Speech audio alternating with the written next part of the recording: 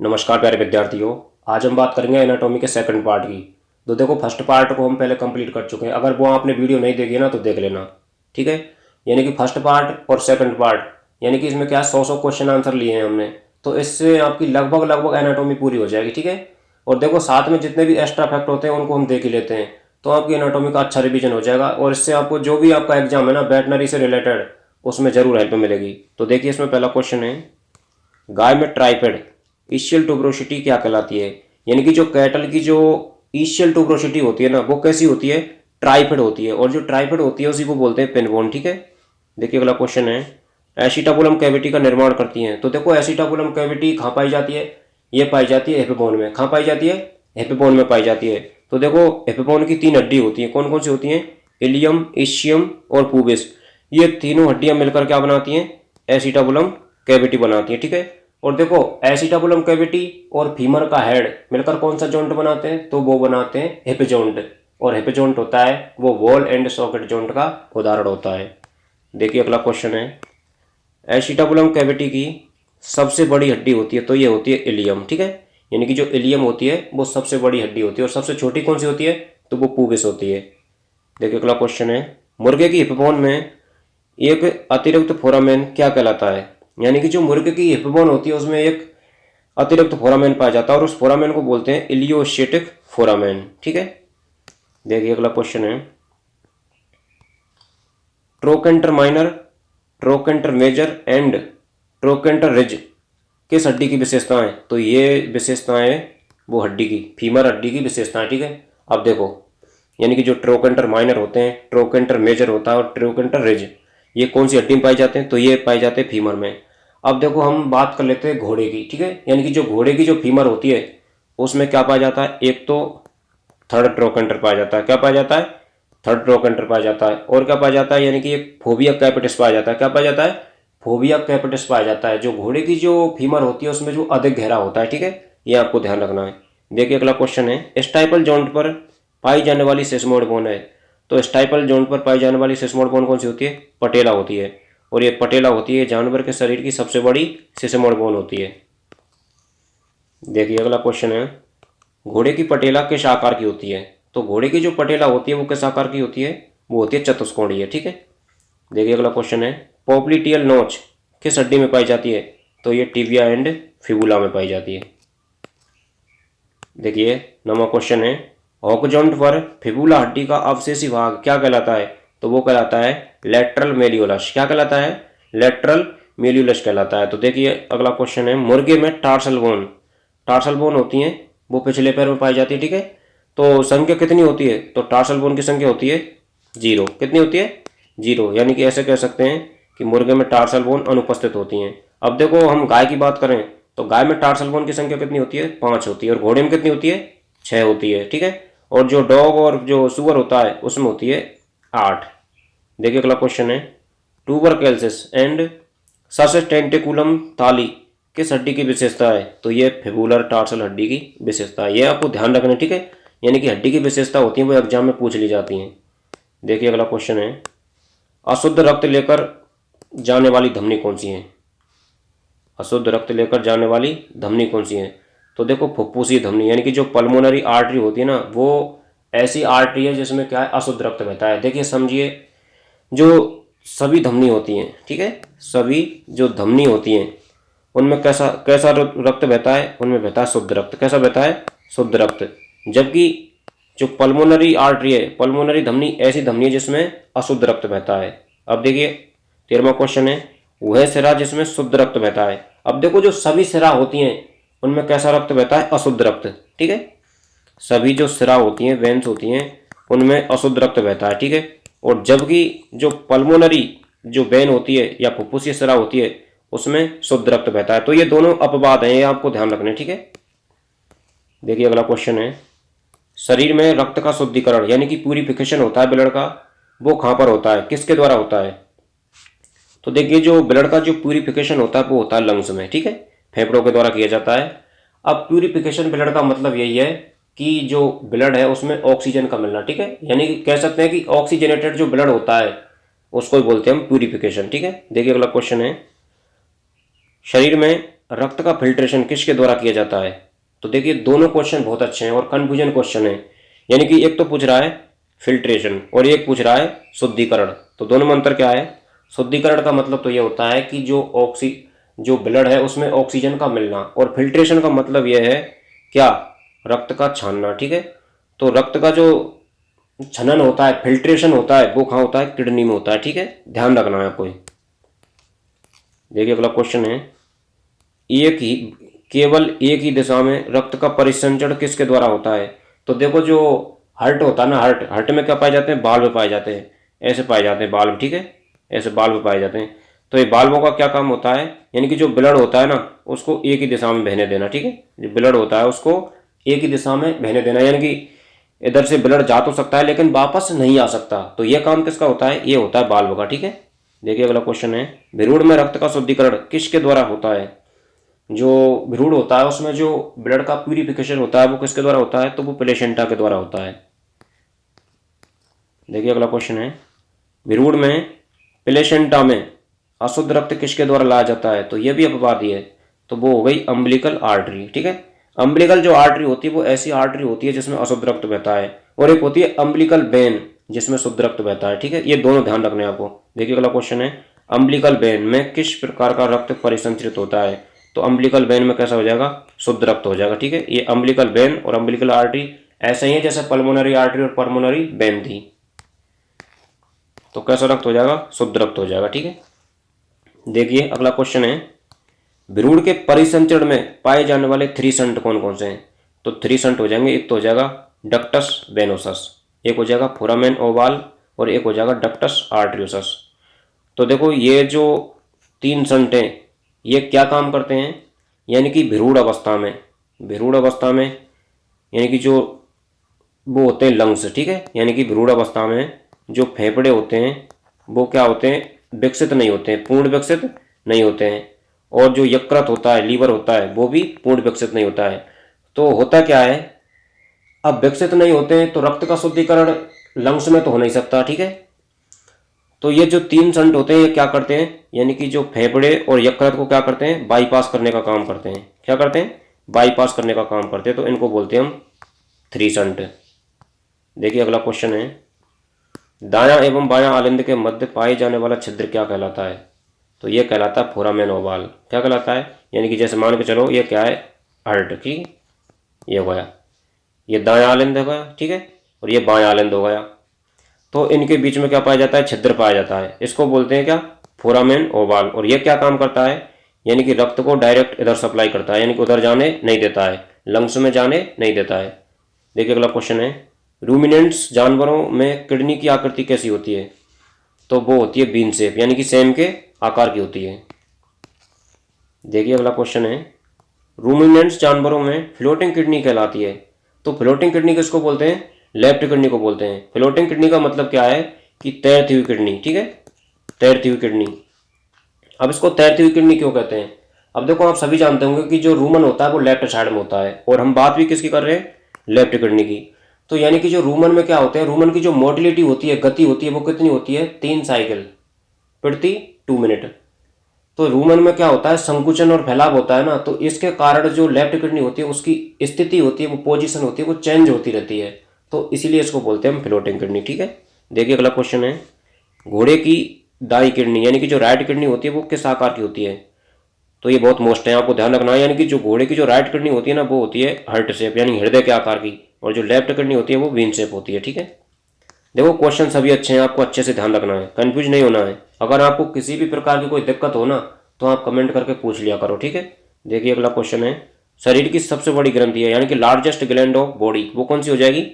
Liver हो जाएगी, यकृत हो जाएगी। अब देखो यकृत की कोशिकाएं कहलाती हैं, क्योंकि हम जानते हैं कि जो यकृत के लिए जो टर्म काम लेते हैं वो क्या लेते हैं? हेपेटो। ठीक है, तो यकृत की जो कोशिका हो जाएंगे वो उनको बोलेंगे हम हेपेटोसाइट। क्या बोलेंगे? हेपेटोसाइट। जैसे मान के चलो लीवर में सूजन आ जाती है, क्या आ जाती है? लीवर में सूजन आ जाती है, तो उसको बोलते हैं इन्फ्लामेशन ऑफ लीवर। ठीक है, इन्फ्लामेशन ऑफ लीवर क्या कहलाता है? हेपेटाइटिस। क्या कहलाता है? हेपेटाइटिस। और लीवर के लिए जो रक्त की सप्लाई करती है वो कौन करती है? हेपेटिक आर्टरी और एक पोर्टल वेन। देखिए अगला क्वेश्चन है, यकृत की मैक्रोफेज कहलाती है, यानी कि लीवर में जो मैक्रोफेज पाई जाती है, मैक्रोफेज का मतलब क्या है, बच्चाणु कोश का, ठीक है, फेगोसाइट्स, तो वो कौन सी होती हैं, कूपर सेल्स होती हैं। देखिए यकृत को न्यूट्रिशनल सप्लाई किसके द्वारा होती है, तो वो होती है हेपेटिक आर्टरी के द्वारा।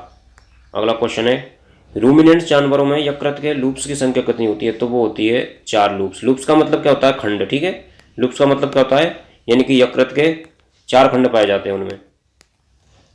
देखिए 30वां क्वेश्चन है, यकृत में पोर्टल वेन का क्या कार्य होता है, तो पोर्टल वेन होती है वो फंक्शनल सप्लाई करती है। देखिए अगला क्वेश्चन है, घोड़ा, ऊंट एवं लामा में गोल ब्लैडर यानी कि पित्तराश से अनुपस्थित होता है। तो ज़्यादातर आप क्या चीज़ याद रखेंगे, यानी कि आप याद रखेंगे घोड़े को, ठीक है, इनको छोड़ो। तो जो घोड़ा होता है उसमें अनुपस्थित होता है क्या, गोल ब्लैडर। अब देखो, चूंकि हम जानते हैं कि जो घोड़ा होता है उसमें गोल ब्लैडर अनुपस्थित होता है। अब इसका मतलब ये नहीं है कि उसमें बाइल नहीं बनता हो, समझ रहे हो, इसका मतलब ये बिल्कुल भी नहीं है उसमें बाइल नहीं बनता हो, बाइल तो बनता है लेकिन स्टोरेज नहीं हो पाता है, क्योंकि जो गोल ब्लैडर होता है वो क्या करता है, उसको स्टोरेज करने का काम करता है, ठीक है। तो बाइल तो बनता है लेकिन स्टोरेज नहीं हो पाता है। देखिए अगला क्वेश्चन है, इंटरमीडिएट लूप से फेफड़ों के किस भाग में अनुपस्थित होता है, तो जो लेफ्ट लंग्स होता है ना उसमें अनुपस्थित होता है ये। देखिए अगला क्वेश्चन है, ग्रेवयार्ड ऑफ आरबीसी किस अंग को कहते हैं, तो बहुत अच्छा क्वेश्चन है। तो ग्रेवयार्ड ऑफ आरबीसी किसको बोलते हैं, स्प्लीन को बोलते हैं, यानी कि जो पिलिया होता है ना इसको हम तिल्ली भी बोलते हैं, तिल्ली भी बोलते हैं, तो उसको बोलते हैं ग्रेवयार्ड ऑफ आरबीसी, ठीक है, यानी कि आरबीसी का कब्रिस्तान। देखिए अगला क्वेश्चन है, गाय में स्प्लीन का आकार कैसा होता है, तो वो होता है एलिप्टिकल। कैसा होता है, एलिप्टिकल होता है, यानी कि दीर्घवृत्ताकार। देखिए घोड़े में स्प्लीन का आकार कैसा होता है, तो घोड़े में जो स्प्लीन का आकार होता है वो होता है ट्राइंगुलर, यानी कि त्रिभुजाकार। देखिए जाइगोमेटिक लार ग्रंथि किस जानवर में पाई जाती है, भाई मोस्ट है ये, ध्यान रखना आपको। यानी कि जो कुत्ता होता है ना उसमें क्या है, लार ग्रंथियों का एक एक्स्ट्रा पेयर पाया जाता है, यानी कि अतिरिक्त युग्म में पाया जाता है, उसको बोलते हैं हम क्या बोलते हैं, जाइगोमेटिक, और एक कुत्ते में पाई जाती है, ठीक है, ध्यान रखना है। यानी कि जो जानवर होते हैं उनमें तो 3 लार ग्रंथि पाई जाती हैं, ठीक है। जैसे गाय की बात करते हैं हम, कैटल की, तो कैटल में कितनी पाई जाती है, 3 पाई जाती है। एक तो मैंडिबुलर, ठीक है, मैंडिबुलर पाई जाती है, सबलिंगुअल पाई जाती है, और एक वार्टन पाई जाती है, यानी कि पैरोटेड पाई जाती है। अब देखो हम बात करते हैं गाय एवं कुत्ते की सबसे बड़ी लार ग्रंथि कौन सी हो जाएगी, तो वो हो जाएगी मैंडिबुलर। देखिए यार 30वां क्वेश्चन है, मानव पद चिन्हों यानी कि ह्यूमन फुटप्रिंट के आकार का पिलिया किस जानवर में होता है, तो वो होता है कुत्ते में। देखिए अगला क्वेश्चन है, घोड़े एवं सुअर की सबसे बड़ी लार ग्रंथि, तो वो हो जाएगी पैरोटिड। देखिए अगला क्वेश्चन है, मैंडिबुलर लार ग्रंथि किस जानवर में अनुपस्थित होती है, तो ये खरगोश में अनुपस्थित होती है। खरगोश में एक अलग से पाई जाती है जिसको बोलते हैं हम इंफ्रा ऑर्बिटल, ठीक है।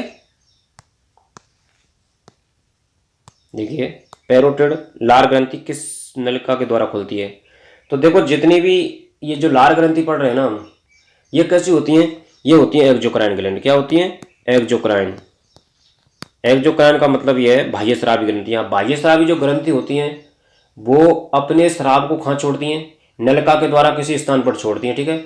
और जो बाह्य स्रावी ग्रंथि होती है ना, एक्जोक्राइन ग्लैंड होती है, उनका जो स्राव होता है उसको बोलते हैं मेंजाइम, ठीक है, ये आपको ध्यान रखना है।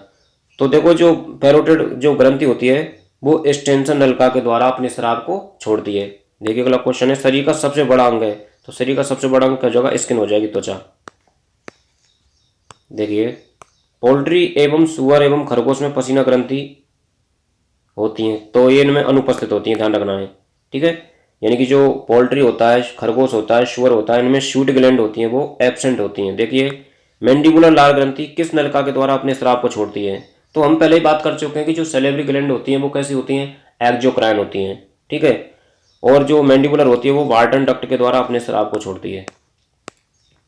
देखिए क्वेश्चन है कि शरीर में सींग किस हड्डी से निकलते हैं, तो ये निकलते हैं फ्रंटल बोन से। कहाँ से निकलते हैं, फ्रंटल बोन से निकलते हैं, और कॉर्नुअल प्रोसेस से निकलते हैं। देखिए अगला क्वेश्चन है, डक्ट ऑफ रिविनस किस ग्रंथि के स्राव को छोड़ती है, तो डक्ट ऑफ रिविनस होती है वो सबलिंगुअल के छोड़ती है, ठीक है, सबलिंगुअल जो ग्रंथि होती है उसके स्राव को छोड़ती है। देखिए शरीर का सबसे बड़ा लसकांग, तो वो हो जाएगा पिलिया, ठीक है। लिम्फ ऑर्गन है ये, पाचन तंत्र का भाग नहीं है, ध्यान रखना है आपको। यानी कि जो स्प्लीन होता है ना, ये किसका भाग है, तो ये प्रतिरक्षा तंत्र का भाग है, ना कि पाचन तंत्र का, ध्यान रखना है। देखिए शरीर में पेयर पचेज कहाँ पाए जाते हैं, तो शरीर में जो पेयर पचेज होते हैं वो कहाँ पाए जाते हैं, तो वो पाए जाते हैं इलियम में, यानी कि छोटी आंत के इलियम भाग में पाए जाते हैं। अब ये पेयर पचेज होते हैं, ये भी क्या करते हैं, ये भी रोग प्रतिरोधक क्षमता प्रदान करते हैं, ठीक है, प्रतिरक्षा प्रदान करते हैं। देखिए अगला क्वेश्चन है, अपेंडिक्स नामक संरचना कहाँ पाई जाती है, तो ये पाई जाती है सीकम का जो अंतिम भाग होता है ना। अब सीकम क्या है, बड़ी बड़ी आंत का भाग है सीकम, कोलन और रेक्टम, तो सीकम के अंतिम भाग में पाई जाती है। देखिए अगला क्वेश्चन है, नर जनन तंत्र का प्राथमिक जनन अंग है, यानी कि जो मेल रिप्रोडक्टिव सिस्टम है ना, उसका जो प्राइमरी ऑर्गन है वो क्या हो जाएगा, टेस्टिज हो जाएगा। देखिए नर में संभोग का जनन अंग है, यानी कि जो नर होता है ना उसमें जो कोपुलेटरी ऑर्गन होता है वो क्या होता है, फेनस होता है। ऐसे ही जो फीमेल होती है उस फीमेल में जो प्राइमरी ऑर्गन होता है, ठीक है, फीमेल रिप्रोडक्टिव सिस्टम का जो प्राइमरी ऑर्गन होता है, प्राथमिक जनन अंग, वो होता है ओवेरी, ठीक है, अंडाशय, जिसमें अंडाणुओं का निर्माण होता है। देखिए अगला क्वेश्चन है, मादा में संभोग का जनन अंग है, यानी कि जो मादा होती है उसमें कोपुलेटरी ऑर्गन क्या हो जाएगा, वेजाइना हो जाएगी। और वेजाइना को क्या बोलते हैं, बर्थ कैनाल बोलते हैं। बर्थ कैनाल क्यों बोलते हैं, क्योंकि इसी से क्या होता है, बच्चे का जन्म होता है। देखिए अगला क्वेश्चन है, फिल्ट्रम। फिल्ट्रम जो संरचना होती है वो किस जानवर में पाई जाती है, तो वो पाई जाती है घोड़े में। देखिए फिल्ट्रम होती क्या है, यानी कि घोड़े के मजल में पाई जाने वाली जो खांच होती है, घोड़े की जो मजल होती है उसके बीच में क्या पाई जाती है, खांच पाई जाती है, और इसी को बोलते हैं फिल्ट्रम, ठीक है, ये घोड़े में पाई जाती है फिल्ट्रम। देखिए घोड़ा हमेशा नाक से उल्टी करता है, यानी कि जो घोड़ा जो वोमिटिंग करता है वो किससे करता है, हमेशा नाक से करता है, मुंह से नहीं करता है। इसका कारण क्या है, इसका कारण यही है कि जो सॉफ्ट पैलेट होता है वो ज़्यादा विकसित होता है, ठीक है, यानी कि सॉफ्ट पैलेट के ज़्यादा विकसित होने के कारण एपिग्लोटिस के आधार को ये ढक लेता है, ठीक है, जिससे जो घोड़ा होता है वो कभी भी हमेशा जो वोमिटिंग करता है तो वो मुंह से नहीं करता है, किससे करता है, नाक से करता है। देखिए अगला क्वेश्चन है, मजल अनुपस्थित होती है, तो मजल किस में अनुपस्थित होती है, घोड़े में, सॉरी खरगोश में, ठीक है, मजल किस में अनुपस्थित होती है, खरगोश में। देखिए अगला क्वेश्चन है, लाइसा नामक संरचना किस जानवर में पाई जाती है, तो आपको पता है लाइसा जो टर्म आता है वो किसके लिए आता है, कुत्ते के लिए आता है, ठीक है। तो कुत्ते की जो जीभ होती है ना उसमें एक रस्सीनुमा कोड पाई जाती है, क्या पाई जाती है, रस्सीनुमा कोड पाई जाती है, उसको बोलते हैं लाइसा। देखिए अगला क्वेश्चन है, कैनाइन एवं प्रीमोलर दांतों के मध्य पाए जाने वाला खाली स्थान क्या कहलाता है, तो उसको बोलते हैं डाइस्टेमा। अब देखिए, अब समझिए इसको, जैसे मान के चलो ये क्या है, पशु के दांत है, ठीक है, ये क्या है, पशु के दांत हैं, ये हो गए पशु के दांत। तो इनके बीच में जो खाली जगह पाई जाती है ना, खाली जगह पाई जाती है, खाली जगह पाई जाती है, उसको बोलते हैं डाइस्टेमा। क्या बोलते हैं, डाइस्टेमा बोलते हैं, ध्यान रखना है। देखिए अगला क्वेश्चन है, गट्रल पाउच किस जानवर में पाया जाता है, तो ये पाया जाता है घोड़े में। अगला क्वेश्चन है, रूमिनेंट जानवरों में आमाशय का प्रथम एवं सबसे बड़ा भाग कौन सा है, तो वो होता है रूमन, और इसका आयतन कितना होता है, लगभग 70 से 80% होता है, ठीक है। आमाशय का सबसे जो फर्स्ट पार्ट होता है और सबसे बड़ा वो रूमन होता है।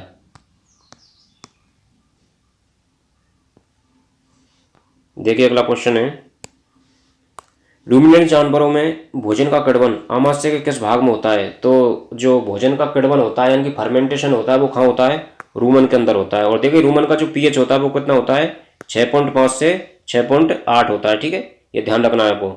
अगला क्वेश्चन है कि रूमिनेंट जानवरों में आमाशय का सबसे छोटा भाग कौन सा होता है, तो वो होता है रेटिकुलम। अब ये रेटिकुलम होता है इसको हम क्या बोलते हैं, और टूल बॉक्स बोलते हैं, क्या बोलते हैं, टूल बॉक्स बोलते हैं। और इसकी जो आकृति होती है वो कैसी होती है, हनीकॉम्ब जैसी होती है। टूल बॉक्स क्यों बोलते हैं इसको, यानी कि जब पशु किसी अखाद्य पदार्थ को खा जाए, जैसे मान के चलो कील हो गई, पिन हो गई, ठीक है, कोई कांच का टुकड़ा हो गया, तो उसको खाएगा तो वो कहाँ पर जाकर स्टोर होगा, रेटिकुलम में, ठीक है, इसीलिए इसको बोलते हैं हम टूल बॉक्स। देखिए अगला क्वेश्चन है, आमाशय का कौन सा भाग टूल बॉक्स की तरह कार्य करता है, तो वो रेटिकुलम हो जाएगा। देखिए अगला क्वेश्चन है कि रूमिनेंट जानवरों में जुगाली की शुरुआत आमाशय के किस भाग से होती है, तो देखो जुगाली की शुरुआत होती है वो रेटिकुलम से होती है, यानी कि सबसे पहले तो जो भोजन है वो आएगा किसमें, रूमन में। रूमन में क्या होगा, भोजन का किण्वन होगा। अब रूमन से जो भोजन है, किण्वित भोजन, वो कहाँ जाएगा, रेटिकुलम में जाएगा, ठीक है।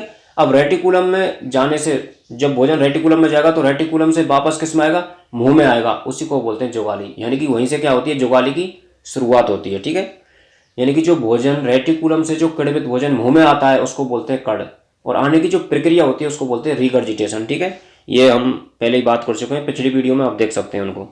अगला क्वेश्चन है, तौलिया नुमा आकृति आमाशय के किस भाग की होती है, तो वो होती है ओमेसम की।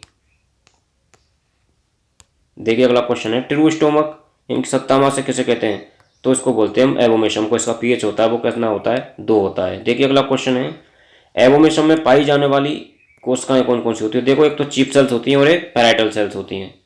पैराइटल सेल्स होती है वो क्या काम करती हैं, तो ये स्रावित करती हैं एचसीएल। क्या स्रावित करती हैं, एचसीएल स्रावित करती हैं, एचसीएल स्रावित करती हैं। और क्या स्रावित करती हैं, और करती हैं पेप्सिनोजन। क्या करती हैं, पेप्सिनोजन। ठीक है, और ये जो सेल्स होती हैं क्या स्रावित करती हैं, ये रेनिन स्रावित करती हैं। ठीक है, तो ये यानी कि कुल मिलाकर बात ये आमाशय का ट्रू स्टोमक है। और ये जो सेल्स पाई जाती है पाचन में सहायक होती हैं, पाचक ग्रंथि हैं। ठीक है, देखिए अगला क्वेश्चन है, जे आकार का आमाशय किस जानवर का होता है, तो ये होता है घोड़े का। देखिए अगला क्वेश्चन है, मार्गोपिलिकेटस संरचना किस जानवर में पाई जाती है, तो जो मार्गोपिलिकेटस संरचना होती है वो पाई जाती है घोड़े में। देखिए अगला क्वेश्चन है, मानव भ्रूण के आकार का आमाशय किस जानवर का होता है, तो वो होता है सुअर का। यानी कि जो मानव के भ्रूण का आकार का जो आमाशय होता है, ऐसे बोल सकते हैं कि ऐसे होता है। ठीक है, ऐसा होता है, ऐसा होता है, तो ऐसा आमाशय का भाग होता है वो होता है सुअर का। देखिए मुर्गी में आमाशय के किस भाग को मस्कुलर स्टोमक कहा जाता है, तो मस्कुलर स्टोमक किसको बोलेंगे, वेंट्रिकुलस को। और इसको हम क्या बोलते हैं, गजाड़ भी बोलते हैं। तो देखिए समझ लीजिए थोड़ा सा, यानी कि जो मुर्गी होती है, मुर्गी के आमाशय के कितने भाग होते हैं, 2 भाग होते हैं। कितने भाग होते हैं, 2 भाग। एक तो होता है प्रोवेंट्रिकुलस, क्या होता है, प्रोवेंट्रिकुलस, और एक होता है वेंट्रिकुलस। ठीक है, अब देखो जो प्रोवेंट्रिकुलस होता है इसको बोलते हैं मुर्गी में ट्रू स्टोमक या ग्लैंडुलर स्टोमक बोलते हैं। क्यों बोलते हैं, क्योंकि मुर्गी में जो पाचन होता है ना भोजन का, वो किस में होता है, प्रोवेंट्रिकुलस में होता है। ठीक है, और ये जो वेंट्रिकुलस होता है इसको बोलते हैं हम गजार्ड। क्यों बोलते हैं, क्योंकि ये बहुत मजबूत होता है और भोजन को पीसने का काम करता है, ग्राइंडिंग करने का काम करता है, इसीलिए इसको बोलते हैं गजार्ड। ठीक है, देखिए अगला क्वेश्चन है, पक्षियों में भोजन पीसने का कार्य आमाशय के किस भाग द्वारा किया जाता है, तो वो किया जाता है गजार्ड यानी कि वेंट्रिकुलस द्वारा। देखिए गजार्ड की मांसपेशियों की मजबूती का कारण क्या है, यानी कि जो गजार्ड होता है ना वो बहुत मजबूत मांसपेशी होती हैं, और जो मांसपेशियों की मजबूती का कारण होता है वो होता है कोयलिन नामक प्रोटीन। क्या पाई जाती है उसमें, कोयलिन नामक प्रोटीन पाई जाती है। देखिए अगला क्वेश्चन है, जन्म के समय बछड़े के आमाशय का सबसे विकसित भाग कौन सा होता है, तो वो होता है एवोमेसम। क्या होता है, एवोमेसम होता है। यानी कि देखो जब बछड़ा जन्म लेता है तब वो क्या पीता है, दूध पीता है, और दूध का क्या होता है, पाचन। क्या होता है, पाचन। अब पाचन होता है वो किस में होता है, एवोमेसम में। किस में होता है, एवोमेसम में होता है। ठीक है, तो इसीलिए जो एवोमेसम होता है ना वो जन्म के समय सबसे विकसित भाग होता है। और देखो जो रूमन का जो विकास होता है वो कितने माह की उम्र पर होता है, तो वो होता है 6 माह की उम्र पर। देखिए अगला क्वेश्चन है, बछड़े में रूमन का विकास कितने माह की उम्र पर पूर्ण होता है, तो वो 6 माह की उम्र पर। देखिए अगला क्वेश्चन है, ब्रूनर ग्लैंड कहाँ पाई जाती है, तो ये पाई जाती है डुडेनम के सम्मुखोसा भाग में। देखिए अगला क्वेश्चन है, मुर्गे के जेजुनम के मध्य भाग में पाया जाने वाला यौक सैक का अवशेष क्या कहलाता है, तो वो कहलाता है मैकेल्स डाइवर्टिकुलम। देखिए अगला क्वेश्चन है, बाइल डक्ट एवं पेनक्रिएटिक डक्ट मिलकर डुडेनम में खुलती है, जैसे क्या बोलते हैं, एम्पुला ऑफ वाटर बोलते हैं। देखिए कोमा शेप्ड सीकम किस जानवर में पाई जाती है, तो ये पाई जाती है घोड़े में। देखिए अगला क्वेश्चन है, खरगोश की सीकम का अंतिम भाग एक संरचना बनाता है जिसको बोलते हैं बर्मीफॉर्म अपेंडिक्स। तो दोस्तों ये जितने भी पॉइंट आ रहे हैं ना ये काफ़ी मोस्ट है एग्जाम की दृष्टि से, आपको याद रखने हैं। ठीक है, देखिए अगला क्वेश्चन है, पक्षियों में पाचन तंत्र मूत्र भाग तंत्र एवं जनन तंत्र की जो कॉमन ओपनिंग होती है उसको क्या बोलते हैं, क्लोएका बोलते हैं। ठीक है, क्लोएका बोलते हैं। यानी कि देखो क्लोएका में देखो पाचन तंत्र का भी भाग होता है, मूत्र भाग तंत्र का भी होता है और जनन तंत्र, तो ये क्लोएका होती है वो कॉमन ओपनिंग होती है। ठीक है, किसमें, पक्षियों में। देखिए अगला क्वेश्चन है, क्लोएका के डोर्सल भाग में पाई जाने वाली संरचना को बोलते हैं बुर्सा ऑफ फेब्रिसियस। ठीक है, अगला क्वेश्चन है, फिलेमेन रेस्पॉन्स के लिए जिम्मेदार अंग है, तो फिलेमेन रेस्पॉन्स क्या होता है, यानी कि जो साँड होता है, ठीक है, वो बल्ब को सूंघकर क्या है ऊपर की तरफ देखता है ना मेटिंग के टाइम पर, तो उसको बोलते हैं फिलेमेन रेस्पॉन्स। तो उसके लिए जिम्मेदार होता है बोमेरोनेजल ऑर्गन यानी कि नासिका। ठीक है, देखिए अगला क्वेश्चन है, फेरोमोन्स का पता लगाने के लिए जिम्मेदार अंग है। तो फेरोमोन्स क्या होते हैं, यानी कि एक जानवर से दूसरे जानवर को संदेश पहुंचाने के लिए जो रसायन होते हैं ना उनको बोलते हैं फेरोमोन्स, और उसके लिए जिम्मेदार कौन है, बोमेरोनेजल ऑर्गन। ठीक है, देखिए अगला क्वेश्चन है, एक जानवर द्वारा दूसरे जानवर को संदेश पहुंचाने के लिए छोड़े जाने वाले रसायन जो केमिकल होते हैं उनको क्या बोलते हैं, फेरोमोन्स बोलते हैं, या पैरा हार्मोन भी इनको बोल सकते हैं। ठीक है, देखिए अगला क्वेश्चन है, जानवरों का साउंड बॉक्स कहलाता है। तो जानवरों का जो साउंड बॉक्स होता है, ठीक है, ध्वनि उत्पादक अंग, उसको क्या बोलते हैं, लैरिंग्स बोलते हैं, कंठ बोलते हैं। ठीक है, ये ध्यान रखना है। अब ये बहुत मोस्ट क्वेश्चन है, लैरिंग्स की सबसे बड़ी उपास्थि होती है वो कौन सी होती है, थायराइड होती है। देखिए अगला, बैंड पाइप किसे कहते हैं, बैंड पाइप किसको बोलते हैं, ट्रैकिया को बोलते हैं। अगला क्वेश्चन है, पक्षियों का साउंड बॉक्स कहलाता है। तो दोस्तों ये तो बहुत मोस्ट क्वेश्चन है। ठीक है, पक्षियों का जो साउंड बॉक्स होता है उसको बोलते हैं सिरिंग्स। क्या बोलते हैं, सिरिंग्स बोलते हैं। और एलएसए एग्जाम 2018 में आया हुआ क्वेश्चन है, कई बार पूछ लिया जाता है। ठीक है, देखिए अगला क्वेश्चन है, घोड़ा साइड में लात किसके कारण नहीं मारता है। तो घोड़े में क्या पाया जाता है, चेक लिगामेंट पाया जाता है, जिसके कारण वो साइड में लात नहीं मार सकता। देखिए, घोड़ा पीछे के पैर पर खड़ी अवस्था में आराम कर सकता है, किसके कारण, क्योंकि उसमें क्या पाई जाती है, गैस्ट्रोक्नेमियस मसल पाई जाती है, जिसके कारण जो घोड़ा होता है वो पिछले पैरों पर आराम से आराम कर सकता है। ठीक है, अगला क्वेश्चन है, निचले जबड़े की हड्डी कहलाती है, तो वो क्या कहलाती है, मैंडिबल कहलाती है। और ऊपरी जबड़े की क्या कहलाती है, मैग्जिला और प्रीमैग्जिला। ऊपरी जबड़े की हड्डी का निर्माण करती है तो वो कौन करती है, प्रीमैग्जिला और मैग्जिला बोन करती हैं। अगला क्वेश्चन है, जबड़े की गतिशील हड्डी होती है तो वो होती है मैंडिबल। देखिए, पीयूष ग्रंथि किस हड्डी में रखी रहती है, जो पीयूष ग्रंथि होती है ना वो स्पिनोइड बोन में रखी रहती है। और अंतःकरण होता है वो किस हड्डी के अंदर रखा रहता है, तो वो रखा रहता है पेट्रस टेम्पोरल बोन के अंदर। और जो देखो ये पेट्रस टेम्पोरल बोन होती है वो कंकाल की सबसे कठोर हड्डी होती है। देखिए अगला क्वेश्चन है, चेहरे की सबसे बड़ी हड्डी कौन सी है, तो वो हो जाएगा मैग्जिला, चेहरे की बात करें। ठीक है, अब देखो अगला क्वेश्चन है कि औतिकी शब्द किस वैज्ञानिक ने दिया, इसका आंसर आप बताएंगे। ठीक है, और कमेंट करके बताना ही बताना है। अब यहाँ तक आपको किसी भी प्रकार की कोई दिक्कत हो किसी भी क्वेश्चन में तो आप कमेंट करके पूछ सकते हैं, आपको सॉल्यूशन जरूर मिलेगा। ठीक है, और तब तक के लिए आपको बहुत बहुत धन्यवाद। अगर वीडियो आपने यहाँ तक देखी है ना तो वास्तव में आपका पढ़ाई में मन है, और मैं आपसे विश्वास के साथ कह रहा हूँ, अगर मेहनत अगर लगन से करेंगे ना तो सफलता भी लगन से ही मिलेगी। ठीक है।